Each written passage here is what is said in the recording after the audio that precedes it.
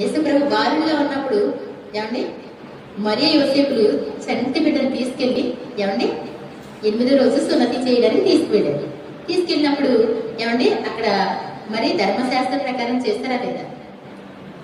ఏమండి 2 పావురం పిల్లలు కానీ 2 గొవ్వల జతలు కానీ తీసుకెళ్ళి వాళ్ళు అర్పిస్తారు కదా, అలా అర్పించారు. రావడంతో అవలేదు.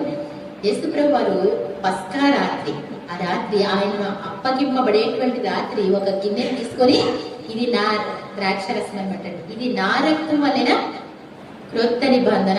అప్పుడు వచ్చిందండి క్రొత్త నిబంధన. దేవుని స్తోత్రం చెప్తాం.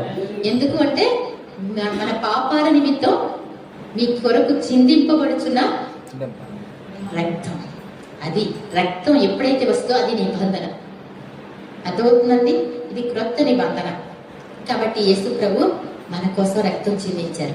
మనం క్రొత్త నిబంధనగా ఉండాలి అంటే, నేను ఒక సంఘానికి వెళితే ఆ సంఘంలో క్రొత్త నిబంధన కనపడలేదండి అన్నారు ఒకటి. ఏమండి క్రొత్త నిబంధన అంటే ఏంటి?